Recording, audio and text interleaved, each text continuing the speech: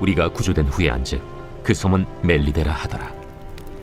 비가 오고 날이 차매 원주민들이 우리에게 특별한 동정을 하여 불을 피워 우리를 다 영접하더라. 바울이 나무 한 묶음을 거두어 불에 넣으니 뜨거움으로 말미암아 독사가 나와 그 손을 물고 있는지라.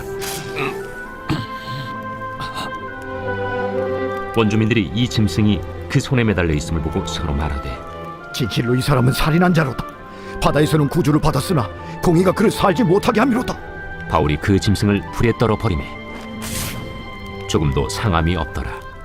그들은 그가 붙든지 혹은 갑자기 쓰러져 죽을 줄로 기다렸다가 오래 기다려도 그에게 아무 이상이 없음을 보고 돌이켜 생각하여 말하되 그를 신이라 하더라. 이 섬에서 가장 높은 사람 보블리오라 하는 이가 그 근처에 토지가 있는지라. 그가 우리를 영접하여 사흘이나 친절히 머물게 하더니 보블리오의 부친이 열병과 이질에 걸려 누워있거늘 바울이 들어가서 기도하고 그에게 안수하여 낫게 하며, 이러므로 섬 가운데 다른 병든 사람들이 와서 고침을 받고 후한 예로 우리를 대접하고 떠날 때에 우리 쓸 것을 배에 실었더라. 바울의 일행을 포함하여 276명이 탄 배는 14일간 광풍과 싸우면서 겨우 한 섬에 상륙을 하게 됩니다. 멜리데라고 하는 섬인데요. 그 섬에 원주민들로부터 환대를 받게 됩니다. 2절에 보니까 비가 오고 날이 저물자 원주민들이 특별히 불쌍히 여기는 마음으로 불을 피워 다 영접하였다라고 합니다. 이걸 보면 인생에는 늘 광풍만 있는 것은 아닌 것 같습니다. 오늘 본문에서처럼 한 번도 본 적 없는 원주민들에게 이유 없이 환대를 받기도 하는 걸 보면요, 이것을 은혜라고 말할 수밖에 없죠. 원주민 입장에서는 이들을 침입자로 볼 수도 있었을 텐데 그들을 불쌍히 여기는 마음을 가졌다는 것은 은혜라는 것 말고는 설명이 되지 않습니다. 사실 우리의 삶을 가만 돌아보면 지금까지 당연한 것인 줄 알았는데 당연한 것이 아니었던 것이 많습니다. 제가 요즘 즐겨 듣는 찬양 중에 은혜라는 곡이 있는데요, 가사가 이렇습니다.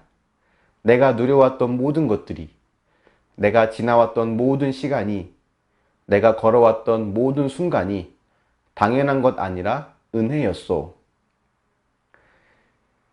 우리의 본성은 이렇게 좋은 은혜라는 것을 잘 이해하지 못하게 되어 있습니다. 어떤 좋은 일이 생긴 것은 내가 뭔가 잘했기 때문이고, 안 좋은 일이 생긴 것은 뭔가 잘못했기 때문이라는 거죠.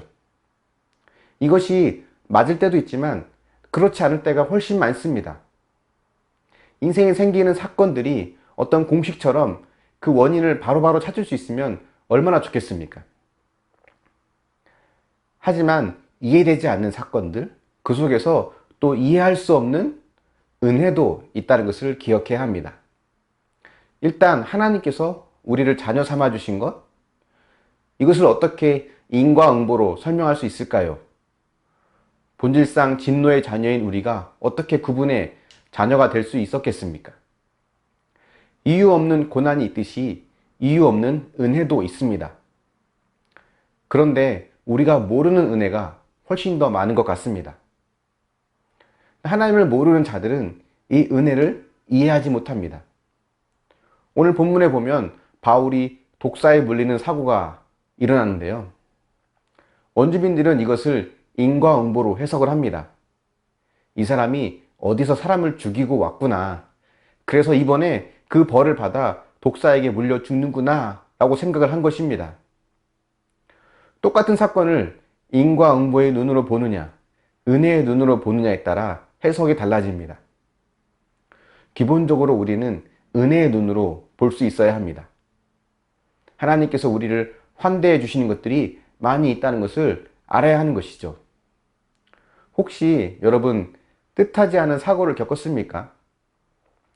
풀리지 않는 어려움을 겪고 있습니까? 감사할 내용이 전혀 보이지 않는 그런 최악의 상황에도 분명 하나님께서 환대해 주시는 것이 있을 것입니다. 광풍을 만나서 모든 것을 잃고 낯선 섬에 상륙한 것은 안타까운 일이지만 그 가운데 생명을 하나도 잃지 않게 해주신 은혜가 있었고, 또 원주민의 병을 고치는 치유와 기적으로 복음을 전하게 된 은혜가 있었습니다. 때론 하나님 저한테 왜 이러세요? 라고 묻고 따지고 싶은 순간에도 하나님의 환대해 주시는 은혜가 있다는 것을 볼 수 있어야 합니다. 그 은혜를 기억하여 감사하면서 주님을 기뻐하는 그 믿음의 삶으로 살아가는 저와 여러분이 될 수 있기를 축원합니다. 묵상해 보십시오. 최악의 상황에서 하나님께서 베풀어 주신 은혜의 손길은 무엇이 있었습니까? 자신과 타인을 인과응보로 판단합니까? 아니면 은혜의 시각으로 판단합니까? 기도하겠습니다. 사랑의 하나님, 그동안 광풍을 만나 죽을 고비를 넘기며 절망에 빠졌던 그들이 이제는 멜리데란 섬에서 원주민들로부터 이해할 수 있는 환대를 받은 것처럼 우리 삶에는 또 이해할 수 있는 은혜가 있음을 또 고백합니다. 이해할 수 없는 고난이 있듯이 또 이해할 수 없는 돌보심과 은혜가 있는데 하나님 이 모든 것을 은혜로 우리가 알고 감사할 수 있도록 도우시옵소서.